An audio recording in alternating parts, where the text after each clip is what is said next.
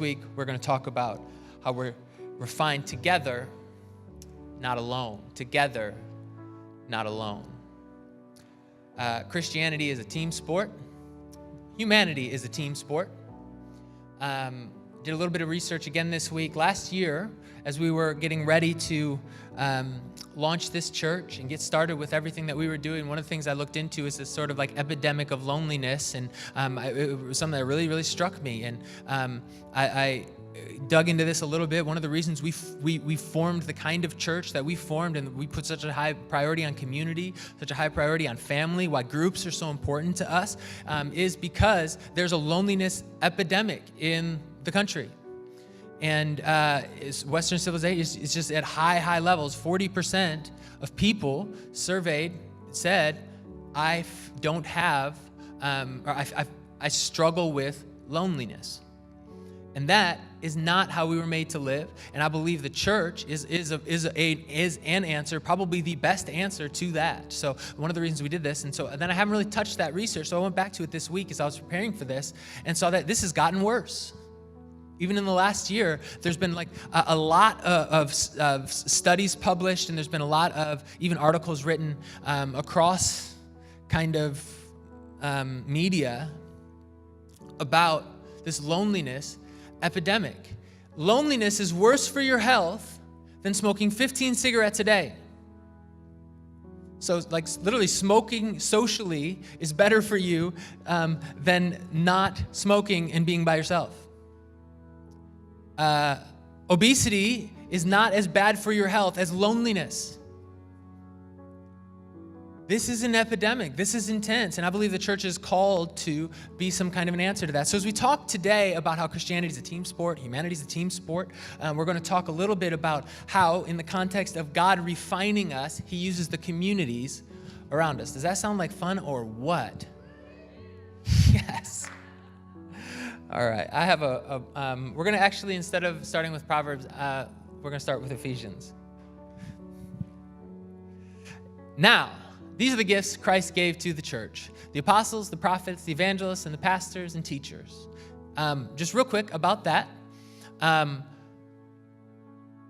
There's like sometimes some pretty intense teaching about what those 5 things are, and how I just think those are in a way that sort of elevates those people. So the people that are the apostles, the prophets, the evangelists, the pastors, and the teachers. So we kind of create this group of people whose job it is to, you can go to verse 12, it says their responsibility is to equip God's people to do his work and build up the church, the body of Christ. So we say that there's these people, I would be one of those people, whose job it is to teach you to do Christianity, and then that's it. That's my responsibility to teach you, your responsibility is to do it. But I just believe, and this is just something that's super important to me. It doesn't really deal with the message, but I just want you to know how I feel about this verse, is that I am God's people too.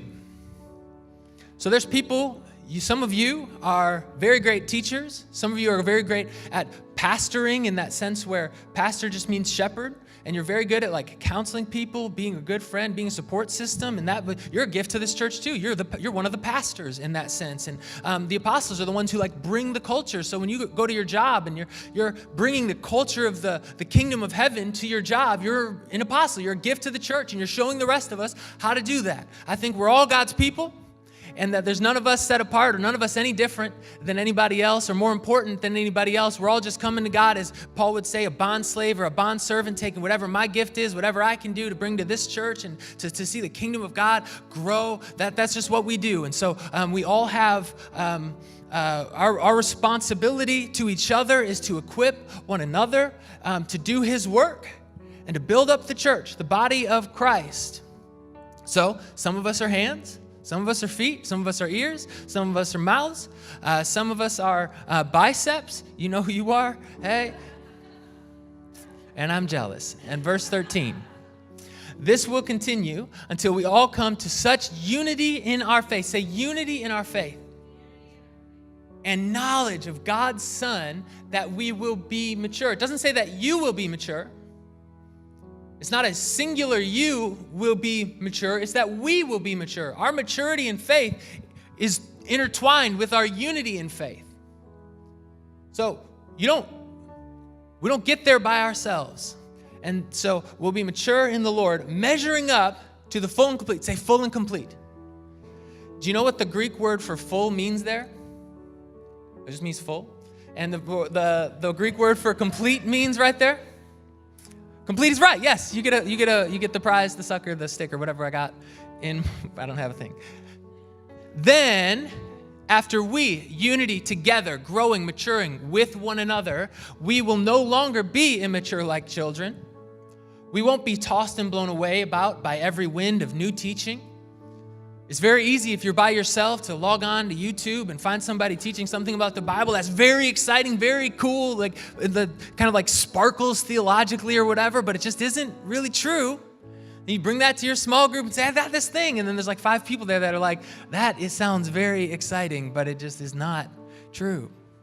And that's very helpful for you. So as we together grow together, we won't be tossed about by every wind of new teaching. We will not be influenced when people try to trick us with lies so clever they sound like the truth. That happens. And instead, we will speak the truth. Say truth.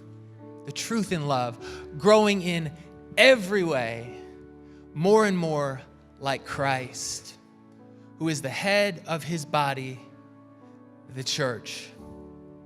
He makes the whole body fit together perfectly. As each part does its own special work, it helps the other part grow. And as I was reading this week and preparing to talk about this, that little section there between the commas, it says it helps the other part grow. I never thought about that so much.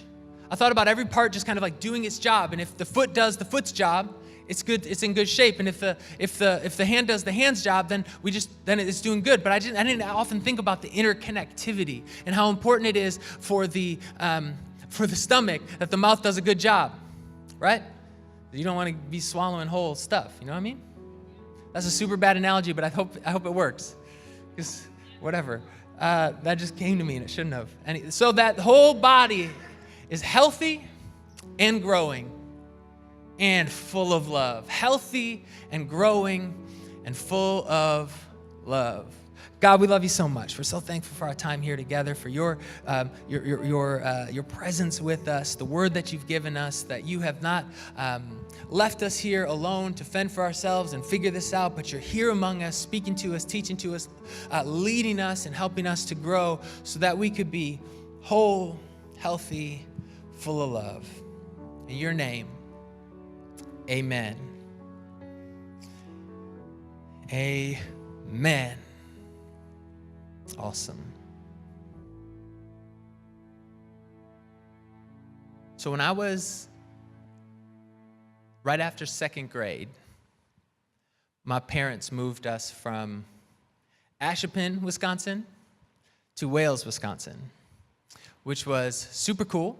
I was excited to get a new friend group, all that kind of stuff. My mom enrolled me in summer school to kind of maybe make some friends in my new school before the school year started, to kind of help with the social transition. And also I think she liked us in summer school because then we weren't in the house, hey? And so I got enrolled in summer school, and it's weird, I don't remember most of the summer school classes I went into, whatever else, but I remember one class where it was K through second grade, so kindergartners, all through people who just finished their second grade year. And when I got to the class, I remember it was just all kindergartners and me and Josiah. A little bit backstory on me. As a child, I was a rule follower. I just was the rule follower. So if I was in class, if they said to sit down, the first thought I had was, I'm going to sit down. I was always a rule follower. Some people are not rule followers. Josiah was not a rule follower. And it never occurred to me in my life, I don't think until this point, that when a teacher said, sit down, that you didn't have to do that.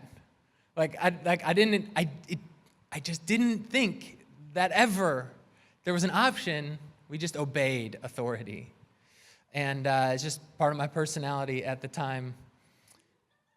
And that was me. Anyway, so, but I met Josiah. And this class, so a bunch of kindergartners and me and Josiah, who, I don't know if you know, when you're in second grade, almost in third grade, you're a third grader at this point in your mind, that your way older than kindergartners and way cooler than the kindergartners. And so it was this weird sort of like, I don't know, it was like supposed to be like a gym class, but like what can you do with the gym class for like kindergartner? So there was like, did like the parachute thing sometimes, and like kind of like ball tag, but not, I mean, it was just like the perfect situation for a second grader to be like me, to learn about not following rules. And so me and Josiah, I remember this. I don't know why I remember this like this, but I remember this. So we were like walking in a circle. Everybody had to like walk in a circle in this like line. So everybody's in a circle, and we're just like walking in a circle. And the teacher's like, all right, now everybody act like an elephant. And she was supposed to do this whole thing. And Josiah was just doing none of it. I was behind him like doing it because I was supposed to. And I was just watching Josiah not do any of it. And I was like, he's so free. And when it got to, I don't know why I remember this, but when it got to act like a butterfly, you don't have to be in the circle anymore. Just go act like a butterfly. I got off the train. That's when I, for the first time in my life that I remember, just completely said, I'm not doing anything you want me to do anymore. You are leading me astray. Teacher, me and Josiah are going to go break some rules. And we did. I cut that class once with Josiah, which for me was like, no. We literally sat outside the door instead of going into the door. But we sat there and we cut class, and I'd never done that before in my life. I only did that, I didn't do that again until high school, actually. On senior skip day.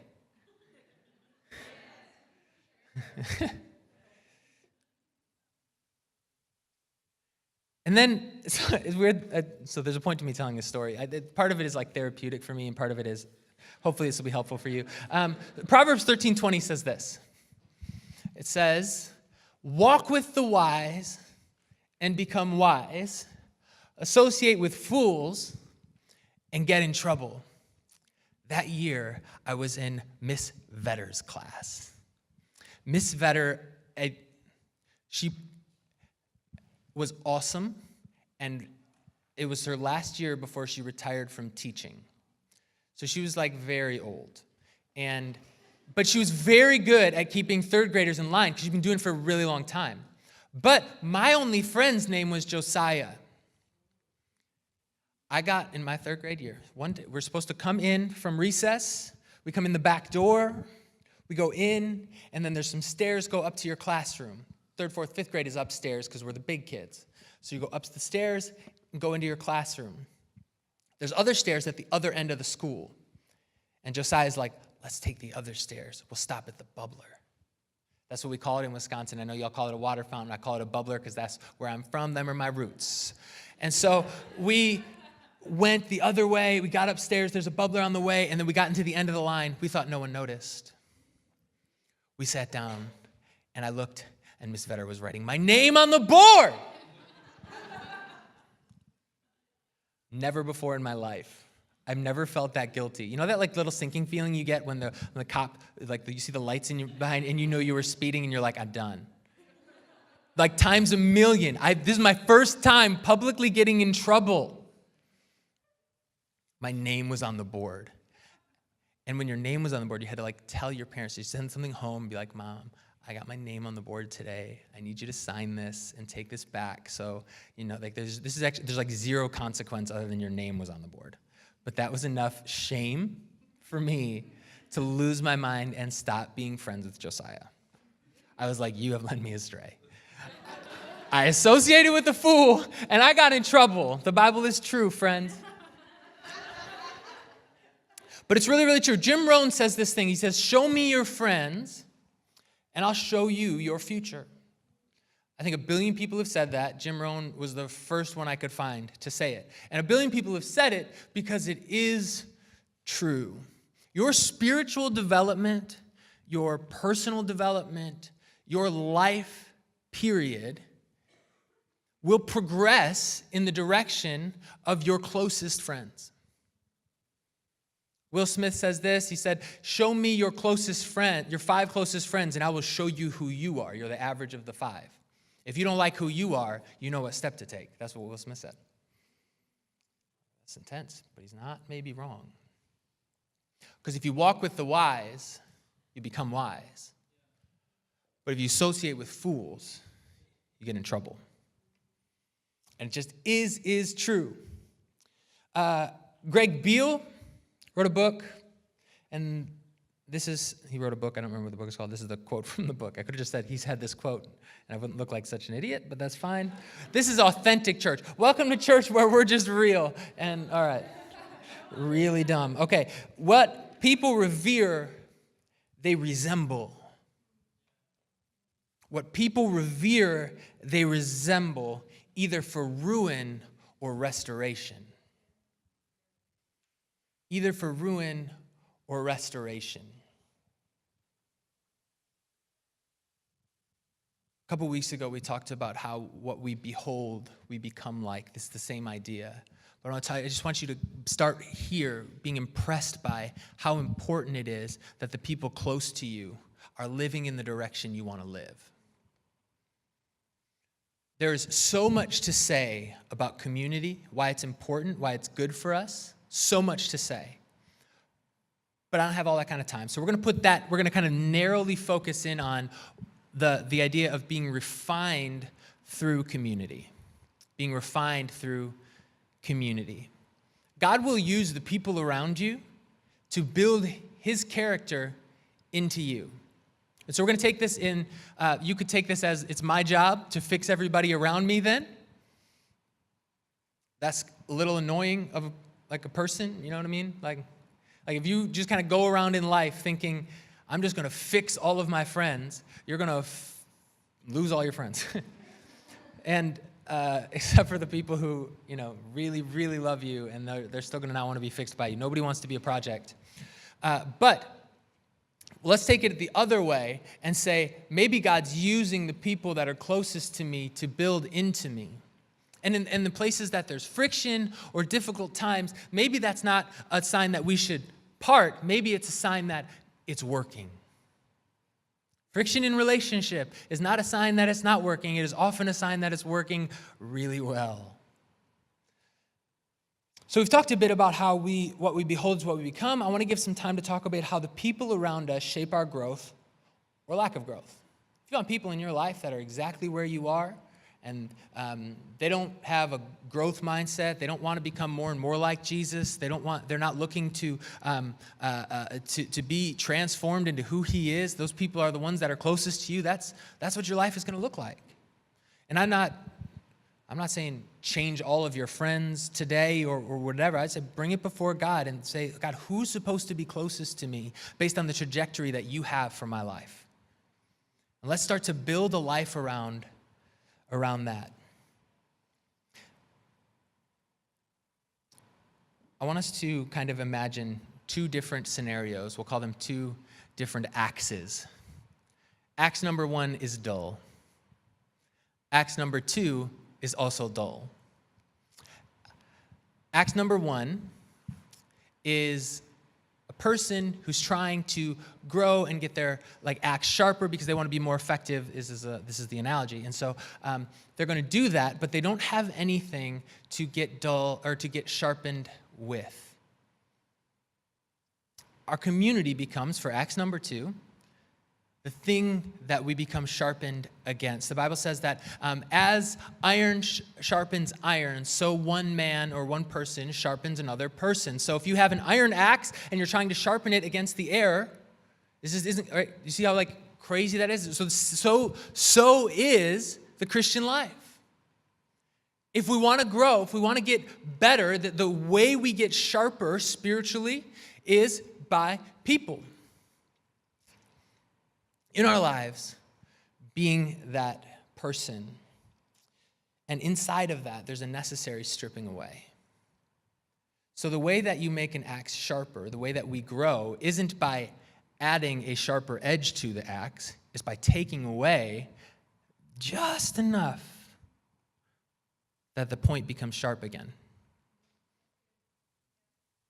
Most of what we have, the growth that we have to do and the growth that we have to have in community oftentimes isn't that we just need more information, or we just need to expand our thinking, or we need to consume. A lot of times what we have to do is cooperate with what God is doing and taking away from us through the people around us. It's uncomfortable, but it's where growth happens. Again, I want to kind of like remind us of the whole idea of the process of being refined. Gold comes and you find gold in maybe a river. I think of like, the prospector guy with like kind of panning for gold, and he gets a bunch of gold, and it's not pure gold. He doesn't pull 24 karat gold out of the river. He has to put it in this like cup thing, which can withstand high temperatures, and he puts it in the fire, and then it melts. And as it melts, the impurities rise to the top. Then you cool it, scrape off the top layer, melt it again, more impurities rise. And this is sort of what it feels like when we're in a relationship with Jesus and he's trying to make us better, and we're kind of fighting it a little bit because it's not always comfortable. There's like a lot of heat and pressure and scraping, but at the end of it, you get gold. And that's really cool. But it takes the process of getting that way. And the biggest part of the process that I want to focus on today is the idea of community.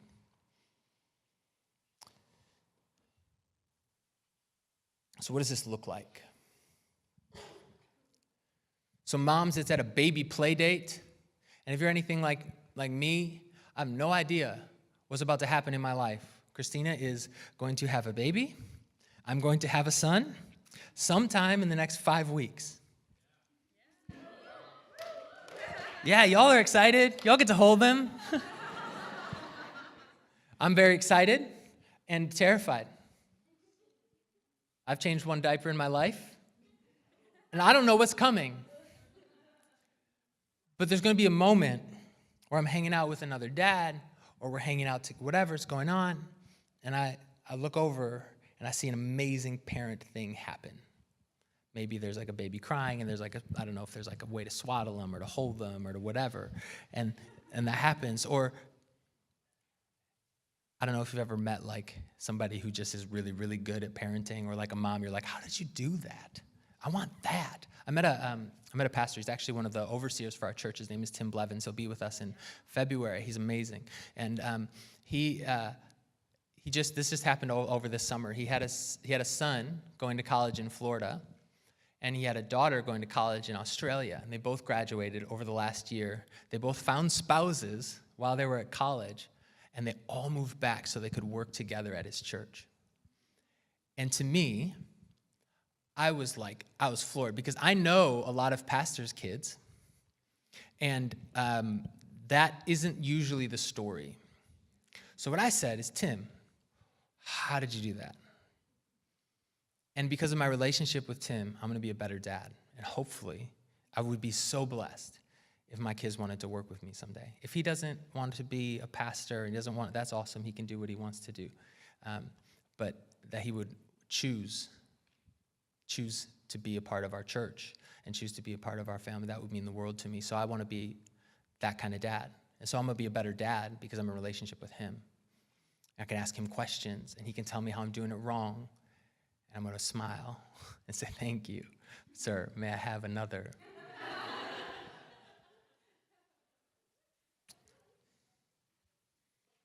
Think about a mom's group. There's this moment where little Trevor is rude, right? And you see this like incredible thing happen where mom has this conversation, and Trevor turns around and he's like, says sorry, and he means it, and he's like, behavior change. And you're like, how did you show me that? It's in these moments where we're doing life alongside of one another that we begin to grow and we begin to change. If you're just parenting alone, you won't get the wisdom of the village.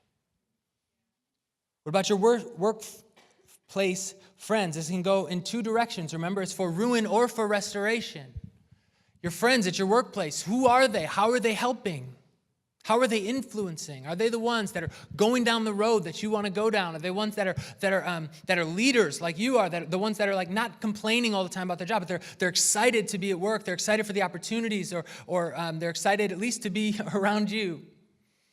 And or are you hanging out with the complainers, the people that don't want to be there, the people that don't love God, or the people that you surround yourself with are your future at your job? Guys, how about your boys? How about your buddies? Do they have the marriage that you want?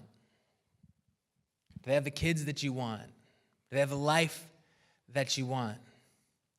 Or is it just kind of like we hang out, it's fun, whatever, but you don't realize that what that does to your soul when you're living with people who are going in a different direction than you want to live? I'm not saying you cut them out of your life. I say you don't let them in the middle. We have people in our lives, and there's a core part of you, call it your inner circle, whatever, that we need to keep a bit sacred. Because what happens in that core level is so formative. What happens when people, these are the people that you're vulnerable with. Most people don't have this, actually. This is that 40% don't have, they report loneliness because there's nobody in there. There's a room full of people who'd love to be this for you, by the way. If you're thinking, I don't have anybody in my core level, or in my inner circle, there's a room full of people right here who would be very good to be in that spot. But what happens in that inner circle is that's where you allow your worldviews to be changed. That's where you allow your decisions to be challenged. That's where you allow people to tell you no, or to tell you yes, or to explain to you why this decision that you made was hurtful for somebody in your life, or to say, hey, you're walking on a line, you're walking down a road you don't want to go on. What happens in that core is so important. So I'm not saying cut people out of your life. I'm just saying keep the core sacred. Does that make sense? And because if you walk with the wise, you'll become wise. But if you associate with fools, you get in trouble.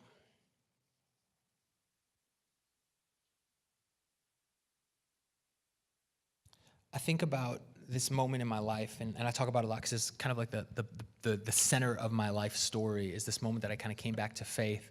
Would have been almost 8 years ago now. When I was coming back to faith, I kind of got tricked into moving into this house with these 3 guys. There's 5 guys. 3 of them are probably some of my closest friends in the world today. And as I think about that time versus every other time in my life where I've been trying to make a change, tried to make a positive change, tried to walk out Christianity long term, I think the only difference was these 3 guys. And I know me, and I know my shortcomings. I'm a bit of a social chameleon. Who I'm around, I kind of become like. So these guys even made sure that the people I was around are the people that I wanted to be like. And I mean, I can't tell you where I'd be without these 3 guys. And I'm not saying, I'm saying find those guys, find those girls. Put the people at the core that are going to be the most helpful, people you trust. I mean, God will put these people in your life. I don't know who these people are. They're there. They're in your life. I promise. It matters so much. It matters so much. So, the question to answer today, as it's related to being refined and changing for the better and working with God's process, is this. We need to decide who we want to become. Most people, I think most people will go through their lives without a vision for where they want to go, without an idea of who they want to become. And so we get into a social situation and we see some people doing some stuff and we're like, that seems cool. I guess I'd like to be one of these people. So we let that be the vision for life. I'm saying I'm on the front end. Let's take some time to pray and ask God who we should be like. What does he want from us? How does he want us to grow? How does he want us to mature? Where does he want our life to go? He made you. We believe he made us with a purpose. Our very first week was God made us with a purpose, not just a plan. So we may have derailed plan A, plan B, plan C. I'm probably somewhere around plan triple Y by now. But his purpose remains the same. His purpose remains the same. And so as I look at the person that I was, so thankful I'm not that guy anymore. And I look at the person I'm becoming, praise God, I'm becoming him. And I think about like the vision that I have for my life. And I want you to catch a moment like this. And this is your homework for this week is take some time. Think about yourself when you're like 95. And somebody's going to sit down with you. What are you going to say? I have a vision. I want to do this. I want to say this. When somebody asks me, tell me about your life, this is what I want to happen. I want to just begin to tear up a little bit and tell them what it's like to live a life close to Jesus for 60 years, 65 years, always getting to know him better. I want to weep as I talk about the love of Jesus. What it's like to love a woman for your entire life, to go through every life stage and story, to watch your kids grow up and know the Lord, watch their grandkids, and if I'm blessed enough to have great grandkids, grow up in faith, serving God, loving him, and have a family that loves each other and has made a difference in the world. And I just want to sit there. That's what I want. I don't want to talk about my books I've written or the church and all that kind of stuff. This is super important to me, but it's all the means to an end. It's all the means so you guys can find and I can find and we can together grow up in what it means to be Christian, what it means to know who Jesus is. And we wear the name Christian as a badge of honor, as one who is Christ-like. So there's a thing about like who we want to be. Have a vision for your life. Get to the end. Look at the end of it and look back.